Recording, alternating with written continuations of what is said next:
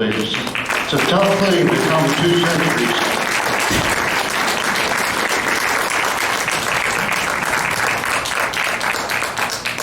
Thank you, sir.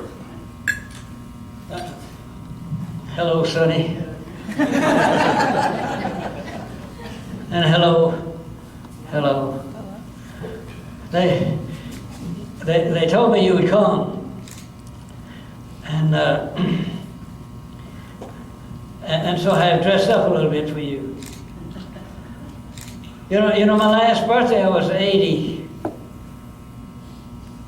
and that's long for these days.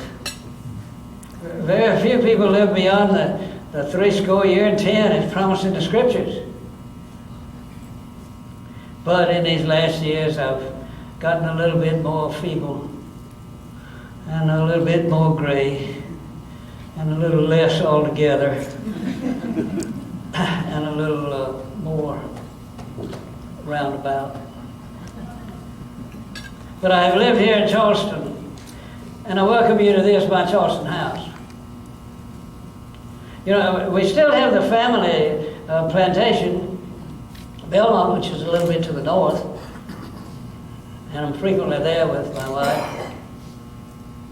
But also, we have this house in downtown Charleston, and there's another over in Pinckney Island. Got some rice fields over in Pinckney Island. My present wife doesn't like to go there. I've been married 2 times. My first marriage was to one of the Middletons, Sally Middleton. And she and I lived together 11 years. We had 4 children, 1 boy. You know, my grandfather was named Charles, and my father was named Charles, and my uncle was named Charles, and so I'm Charles Cotesworth, to make a distinction. And so I named my son Charles Cotesworth. But he died after 2 years. And then we had 4 altogether. 3 more girls came after the boy. 2 of those girls still live with us. They have never married. And the last one of the girls, who I will confess to you, whom I liked the best of all, we called her Liza. Her name was Elizabeth. She had married one of the O'Rees. She had married Dan O'Ree, but they never had any children. So I don't have any grandchildren. Here I am, 80 years old, and no grandchildren. But wonderful memories, wonderful memories. You know, my mother was a Lucas. Her father was in the British Army in her day and in his day. And they lived for a while in the West Indies, in Antigua. And he decided that he would withdraw from the British Army and come to Charlestown area and plant in a plantation. He's going to raise rice. His father was still in England. And so he came with his daughter, whose name was Eliza. And they lived right close by. He was a very capable man. The British called him back and asked him to go, or at least rather directed him to go, and he went back to Antigua to be the governor. But he had 3 plantations and a sickly wife. And so he left the plantations for his daughter, who was 16 years old, to manage. Well, now, that's my mother, Eliza Lucas. And she could manage the plantations. She could manage the men whom she got to help manage the plantations. She was successful from the start, except in one thing. And her father, writing back from Antigua, kept saying to her, try to plant and raise indigo. Well, indigo was much sought after, a very difficult crop. And you had to tend to it all the time. You had to have enough water all the time. And sometimes the Lord fell down on his job and didn't send enough water, and we had to get the water one way or another on our own. First 2 years, she lost money on the indigo, and then it caught on. And she became the greatest indigo producer, probably in the world. Probably in the world. And of course, she's very successful as far as money is concerned. That's why when I and my brother Tom had 2 brothers, I was the older. Well, older than Tom. I was the oldest brother, older than Tom. And they took the 2 of us to England to study. That's what you did in those days, you know. The aristocrats went to England to learn how to be aristocrats. And that was our purpose. And we got over there with my father and my mother. And my father decided he wanted to come back home. He didn't like it in England. And so they left Tom and me. We lived in England for 16 years, the 2 boys. We went first to Westminster College, and then we went to Oxford. And then I, who wanted to be a lawyer, I went to the Inns of the Court. Got the best education there could be. I liked going to plays. My friend John Rutledge and I used to go to plays together. There was a revival in England in those days of a former playwright, and everybody was saying that he was the best ever. His name was Shakespeare. And so I used to go to the Shakespeare plays, and I loved them because of the language and because of the insights into human beings. In the summertime, when we didn't go to class, I decided that if I was going to come back to America, that the way to make your reputation in America is first to be a lawyer if you're not going to be a divine, if you're not going to be a rector in the Anglican Church, is to come and be a lawyer or perhaps a military man. And I, of course, had no military experience, and so I spent summers over in France, in Caen, where William the Conqueror had come from back in 1066. And I mixed my love of history with my love of what I thought was going to be my future. In time, Tom and I came back from England. My mother had written endearing letters. But of course we were separated by the ocean. I didn't see my mother for 16 years until I was about 25 years old.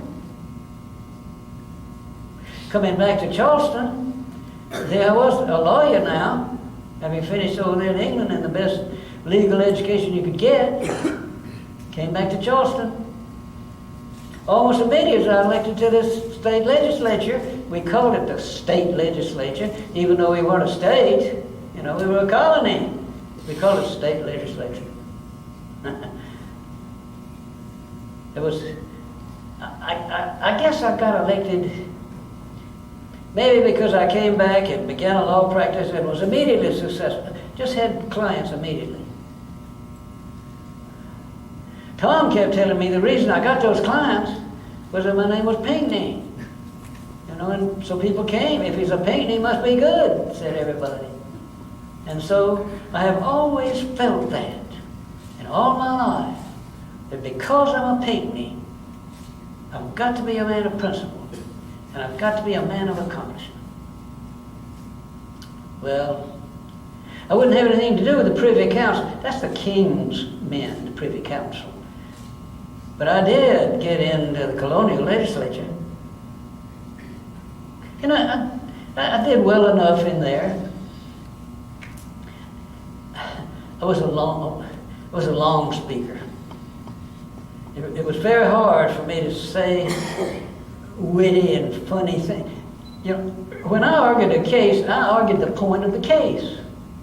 And I wanted to be absolutely certain that they understood. So I got the reputation of being long-winded. One of the judges, he's Edmus Burke, and he's given to short comments. And there I was trying to summarize, and after I had gotten partly into my legal summary of the case, he just interrupted and he says, "Now go ahead, Pinckney. You just go ahead and keep talking. I just got to go pee." And I talked when he was gone. He told me to. You know, I had to do what the judge said. But it was an age of oratory. You know, Patrick Henry and all that. And I was not an orator. But I was a Pinckney. And I didn't have to imitate other people. I was a Pinckney. And I was principled, you know. And so I didn't want to kowtow to anybody. I didn't want people to know that I was entertaining. I'm educating people. I'm trying to set the world right in cases. So none of this business of trying to be funny.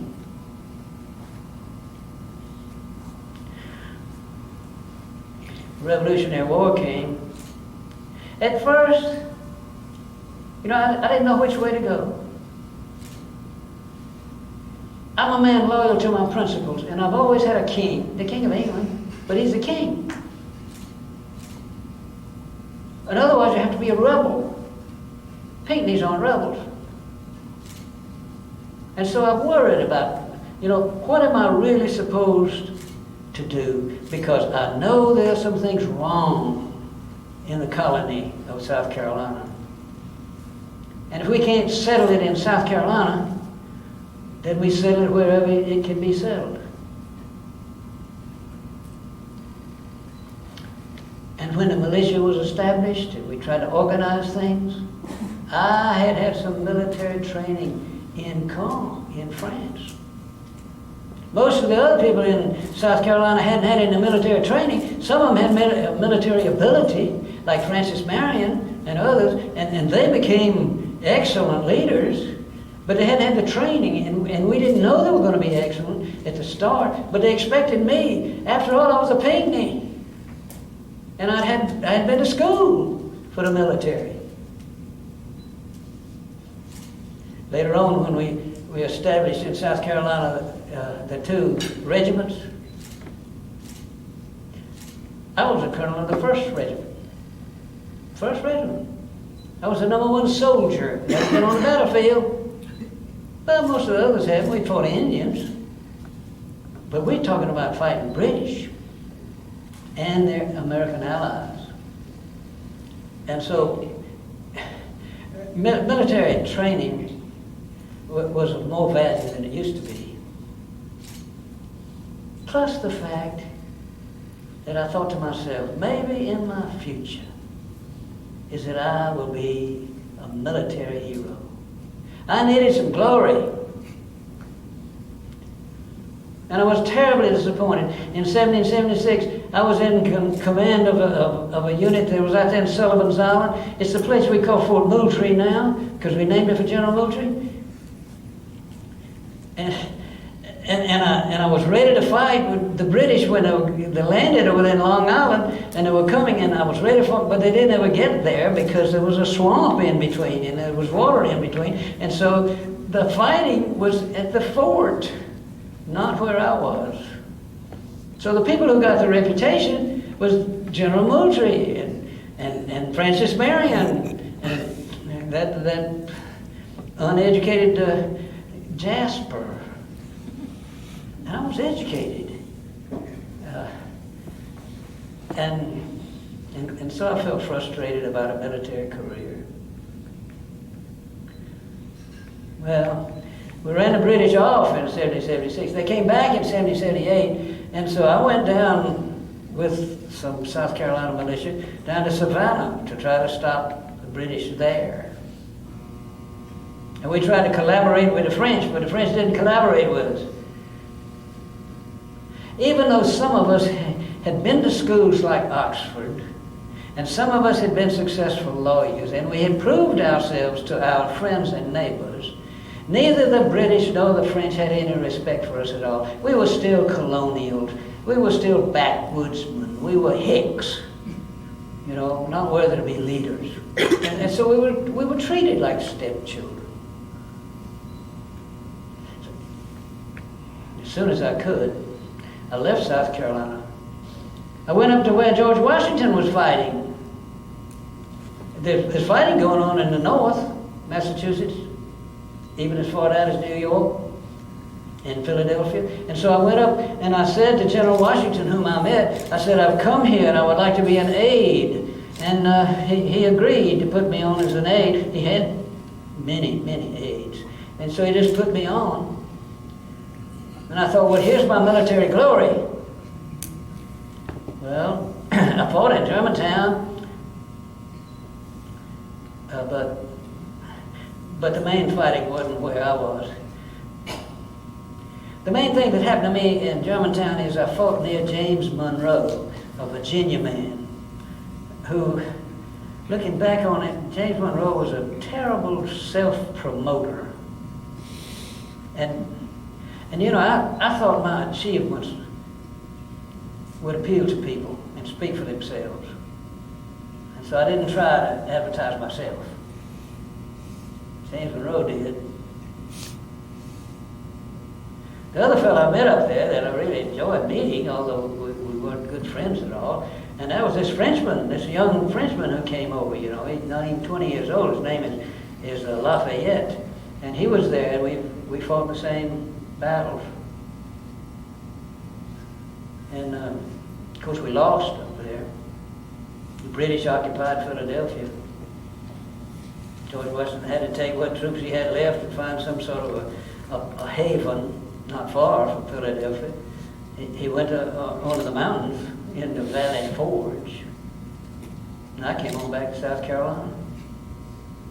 Prepared to fight if we were going to fight again in South Carolina. And sure enough, we did. The British had come back to Savannah again. Captured Savannah.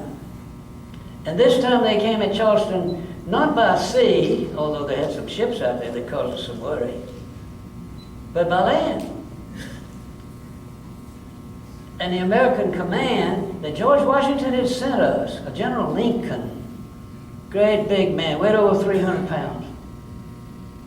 And General Lincoln had decided that he was going to defeat the British in the South.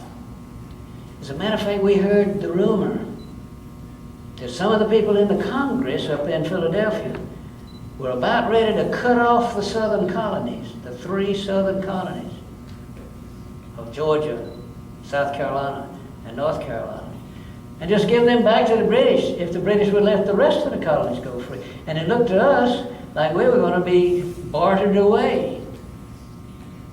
Well, and so we asked for troops, and we got some, and General Lincoln was the leader. And General Lincoln kept saying to the people in Charleston, we need to get out of Charleston and fight outside. But we had to protect Charlestown. We had to protect Charlestown. And so some of them, me too, I kept saying to General Lincoln, we got to save Charlestown. Don't leave. Don't walk away from Charlestown. And I gave him all the reasons about the wonderful harbor and all that. And poor General Lincoln was so beset. I think at the bottom of his military heart, he knew he ought to leave. And don't fight in a place where there's no retreat. The ocean was behind us. And if we had to retreat, we had to go into the ocean. And in the first place, the ocean's wet and drowns people. In the second place, the ocean belongs to the British Navy, the best Navy in the world. Well, some people left Charleston on their own. We made John Rutledge, who was the governor of the area, we made him leave because South Carolina needed some presence. You know, we didn't want the chief executive of South Carolina to be in jail somewhere. And so he and a few others, including one of my cousins, whose name, like most Pinckney's name, was Charles. And so Charles Pinckney, he's the son of Colonel Pinckney. Well, Charles was one of those who left with Governor Rutledge. And they got away, and the rest of us surrendered. Well, a good many of our people, you know, we were put on prison ships. We were carried away. Some people carried away down as far as St. Augustine in Florida. And they had to live, I understand, under miserable conditions. I was fortunate. And I told the people who had captured me that I had cousins round about, and I could serve out my time of parole living in my cousin's house. And so I took my cousin Charles, that I just told you about. He lived in what I think these days they call it Snee Farms. And so I was able to live in my cousin's house. And I was able to get mail and send mail. I had, runners back and forth. I didn't have a very bad physical time, but the humiliation of it all. You know, I had been the top military South Carolinian, and here I am, signed my parole. And so I wrote letters to as many people as I could. I wrote George Washington about 3 times, and he never responded.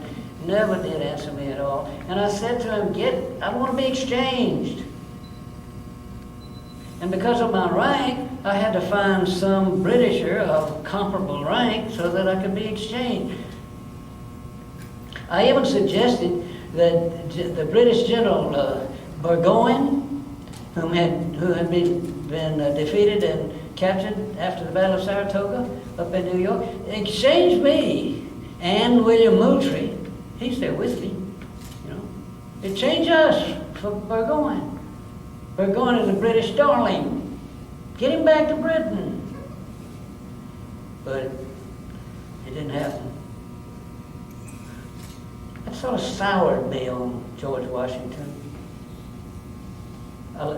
Later, I changed my mind, and I tried to ingratiate myself with George Washington. And one thing that had touched my heart, when my mother, in her 70s and ill, was visiting some of the family in Philadelphia and died in Philadelphia after George Washington became President of the United States, he wrote and asked if he could be one of the pallbearers at my mother's funeral. And so it was. He also later appointed me. After we wrote the Constitution, George Washington 3 times offered me appointments in the new national government. I think maybe he was appreciative of my role in the writing of the Constitution. We had 4 people from South Carolina who were sent to Philadelphia in 1787. We were going to strengthen the government that we had. We had found this business about colonies who now call themselves states. Each state was different, you know. There was a Georgia, and they had their money. There was a South Carolina, we had our money, we had our roads. And North Carolina, and sometimes when you went from Georgia to South Carolina, you had the Georgia money wasn't any good over here. And if we wanted to go to Philadelphia, for instance, we'd have to go through North Carolina, where the money was no good, through Virginia, where the money was no good, maybe through Maryland, where the money was no good, into Pennsylvania, where the money was no good. And what sort of commerce can we ever have when we've got that sort of problem? And other problems as well. The roads in South Carolina were pretty good. Roads in North Carolina were awful. You know, one bog, one mud hole after another one. And you'd wear your horses out as they were trying to pull the carriages through some of those roads up there. We needed a little stronger government. And always, the Indians are out there. And they're a threat. I'm not sure South Carolina could get enough soldiers of their own to hold the Indians in place. As George Washington, when he was president, he said we need an armed force large enough to awe the Indians. To awe the Indians. We didn't have enough by ourselves. And those North Carolina boys, they weren't going to come to South Carolina to help us, you know. Well, we weren't going to North Carolina to help them either. We're South Carolinians, not North Carolinians, not Georgians, particularly not Massachusetts, New Hampshire people. And so we needed to have more of a union. And so when the call came for having a conference as to how to strengthen things, there were 4 of us elected. My friend John Rutledge was one, a very strong and very capable man. Another one was Pierce Butler. Again, not a very good speaker, but a good solid man. And then 2 of us Pinckneys, me and his cousin, Charles. Now, I thought Charles and I were going to be friends. We are cousins. When the Revolutionary War had ended, we realized that Charles's father had agreed, after the time came and the British said that the parole didn't work and you had to go back and pledge allegiance to the British, his father had done that. His father had agreed to return to the British fold. So after the war, when the time came, how are we going to treat these people who left us during the war, who thought that the war was over in 1780 and it really wasn't over until 82 and so forth? And of course what we did, we took the plantations away from them. We fined them. We just took the plantation, 100% of the plantations.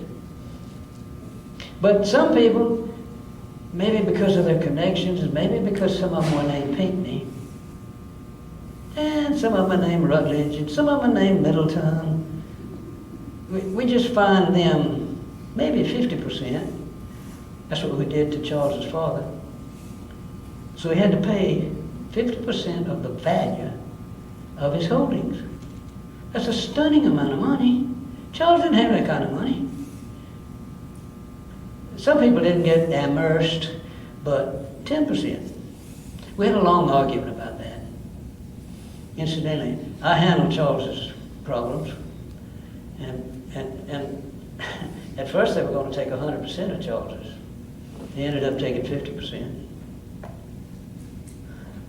What was the difference we had after the war? What are you going to do with the people who had chosen the losing side? Lots of them left on their own. But lots of them had plantation houses and plantations and slaves and all sorts of connections. They had shipping lines, they had wharves that they just couldn't just up and leave. Some of us were sort of ready to forgive and forget it and get on with it. Not many of us. Francis Marion's one of those. But it's sort of hard to forgive a man who killed your brother when you thought he really murdered your brother instead of killing him in a battle. There were scars, deep scars. Difficult for us to try to settle all those things. Anyway, I went to Philadelphia with the other. Now, John Rutledge, he'd been our governor, In those few months before we set up the state of South Carolina, he'd been our president. He'd President John Rutledge for a while, and then Governor John Rutledge. And he was a real leader in that constitutional convention. He knew what a constitution ought to have. He argued for things, and he played a leading role. And when it was all decided as to what we were going to finally suggest, and we realized we didn't have a preamble, he was one of those who made a preamble to the Constitution. Article 1, Article 2, Article 3, but a preamble, and he didn't write it, but he approved it, and it was delightful. We, the people, not the states, the people of the United States, in order to form a more perfect union. It's already a union. We're just going to make a more perfect union. At least that's what we said. John Rutledge was very, very active in that. Pierce Butler added a little bit. For me, I've already told you I wasn't a good speaker, and And so I didn't want to show people what a bad speaker I was. And so my comments were few. I was really concerned about what are we going to do about the slaves. And the question wasn't moral as to whether or not you can hold another person in slavery, in human slavery. The question is, how can the South get along without the slaves? You know, a society is brought those in, it's inculcated in our society. And when it came to deciding how many people there were in each state, so that how many votes you could get and how many seats in the Congress, I held out. You ought to count those blacks one for one with the whites. You know, so many white people, so many black people, add 2 and 2 is 4. Add it up together. And as you know, we had to compromise on that. The other thing that I really fought for, and I actually made the motion that was eventually adopted. I didn't originate it, but I made the motion. And that is that we will not disturb the whole idea of the slave trade for 20 years. We didn't know what was going to happen in 20 years. But the Congress almost broke up over the issue. There were some other issues that almost broke up over too, but that's one of them. And so when we came back, we put it before the state of South Carolina. We did what the Constitution said. Do you remember? It didn't say we're going to have a majority vote of the states. We've got 13 states, 7 states versus 6 states. We're in. It didn't say that. It said you had to have a 2/3 vote. As a matter of fact, it really said that you had to have 9 votes or into the 10th. Well, the second thing that it said was it had to be done not by the legislature, but by a special convention adopted for that reason. Well, I knew, like most people in South Carolina, there's going to be terrible, terrible problems about up country and low country. Most of those people in the up country, they didn't much care. And they were finding fault with everything. Us in the low country, you know, we had things to protect out here. We needed that strong government to help us get along, keep things right side up. And we had a problem. Shall we have the convention meet in Charleston, or shall we have it meet in this new place where we have a new capital of the state, Columbia? Are we going to have it in Columbia? Hey, that's close to the up country. They'll probably get a lot of people from the up country there. And so we argued and argued and argued. And I was for having it in Charleston because I knew we'd get the low country in Charleston. You know what the vote was? 76 to 75. We decided to be in Columbia. And that was a disappointment. We wiggled around a little bit and wiggled around a little bit and changed the thing and had a second vote and decided we'd have it in Charleston. Same vote, 76 to 75. We had it in Charleston. Not many low country people had any doubts about it. Not many up country people came. Some did. The problem was they couldn't get anybody to argue their side. Well, I was there to argue the low country side that, you know, let's adopt the Constitution. And I kept trying to say to them, this is the best we can have. We are a united country now. Those New Hampshire people, they're part of us. Those Massachusetts people, they're part of us. And so let's face it. We argued it up. They got an eloquent speaker finally. He was a representative. His name is Rollins Lowndes. You know, later we made him governor. But Rollins Lowndes argued, but it dragged on for several days. Some of the upcountry people went back home. And the final vote came. It was 149 to 73. Or about that. One-sided, almost 2 to 1. But that's because everybody wasn't there that day. But that put us in, we were state number 8. South Carolina was state number 8. Got to have 9. New Hampshire came in about 2 weeks later. That was 9. So we're going to have a new country. Virginia hadn't acted yet. We need Virginia. You know, it's a big state. big shots in Virginia, all the Randolphs and everything, and it's a big state, and it's in the center. New York hadn't voted either. Well, Virginia later voted with a comfortable majority to join the new union. And then New York, in a very, very close vote, voted to join the union. And so, a new union. And that's when I wrote my friend, George Washington. And you know what I think? I think he was my friend more than I was his friend. He didn't seem to be enthused over the fact that I was a Pinckney. He did offer me twice the job of Secretary of War. And once he hinted at the job of Secretary of State. He didn't offer me that. He had Thomas Jefferson. So I didn't get a federal appointment. My brother Tom did. My younger brother. George Washington made him the ambassador to the court of St. James. He went to England. We didn't call ourselves ambassadors, we're ministers. So, ambassador, that sort of belongs to a king. We don't have kings.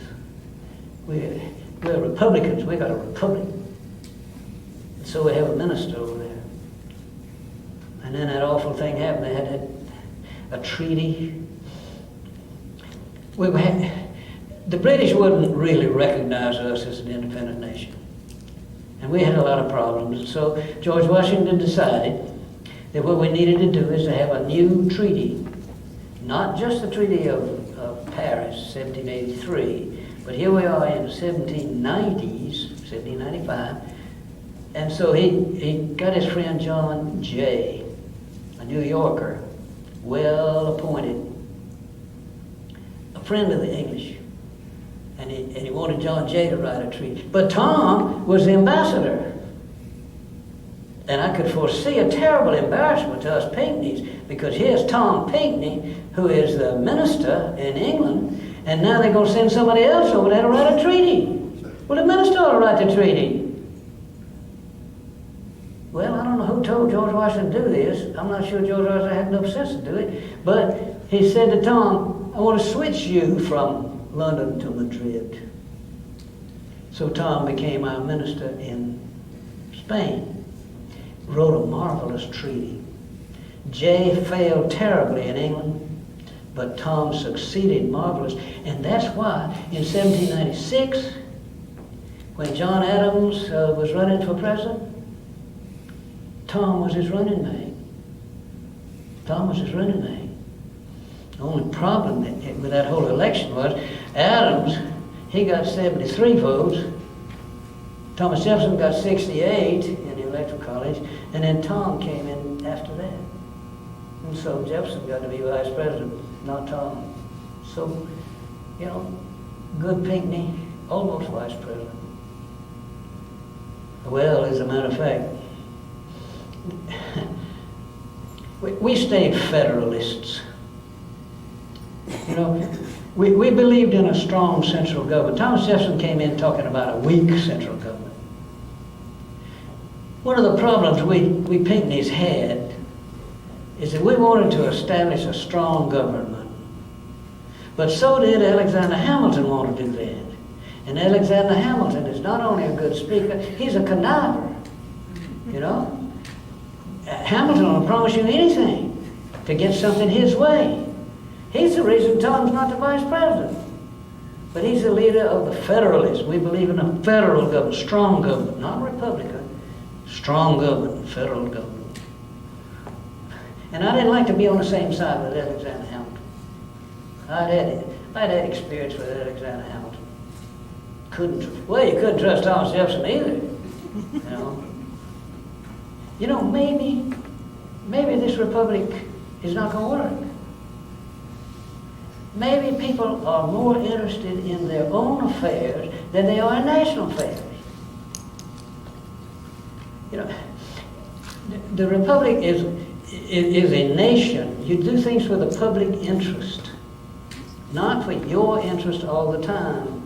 Your interest some of the time, but you need to be all together. Both Both Washington and Hamilton, by the way, is one thing he said right.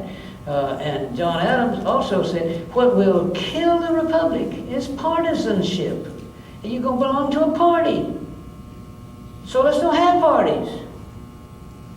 When Thomas Jefferson was elected president, God save the day, when he got elected president, he said in his speech, to start with, he says, we are all Federalists, we are all Republicans. But it wasn't so. A good many of us were Federalists, and a good many of us were Republicans. And when Thomas Jefferson said, I'm president, I'm going to appoint some of the opposite party, I'm going to appoint some Federalists, the Republicans rose up in anger against him and said, hey, look, we worked for your election. We expect to get appointed. You can't appoint the enemy. They voted against you. And so partisanship came. Parties. And it has in it the seeds of destruction for a republic. Who knows, maybe one of these days, the states will all line up on one side and the other side. Not just people. But the states might do that. There's danger. There's danger. I was back in South Carolina, though, when the message came. It came from John Adams. John Adams had known that when Citizen Genet came into Charleston talking to us about France and how well to love France, I had been very cordial. I believed in the French Revolution because it sounded to me like the French weren't having a king. They chopped off the king's head. Now, that's going a little bit far, but they were anti-king, and that was good. And so I was in favor of the French Republicans. And he came over, and I entertained him, had him for dinner in this very house. Invited the best people I knew. All of us aristocrats, We're the people who ought to run the country, aristocrats. Not the riffraff, aristocrats. And so I had a good name with the French. But things had gone from bad to worse. John Adams was having a lot of trouble with the French. And so he tapped me to be the minister to France. Now, wasn't that nice, the way they recognized the Pinckneys? Here's Tom had been a minister to England and a minister to Spain, and now I'm minister to France. Tom has been a candidate for vice president, and I jump ahead of myself, in 1804, I'm the candidate for president. In both 1804 and in 1800, I'm the candidate for president. The Pinckneys are doing all right for themselves. The nation is doing itself a favor by recognizing us as real Pinckneys. That we are real, honest people who are motivated by principle. So I went to France, took my wife, my second wife, first wife had died. Her name was Mary Stead. She and I had no children. Mary had sort of fragile health. And Mary didn't know how to make herself well. When Mary would get to feeling bad, I would say, Mary, let's go for a walk. Get some good air in your lungs. Oh, I can't go, I can't move. And so I would say, Mary, let's do this. No, I can't do it. And so she wasted away.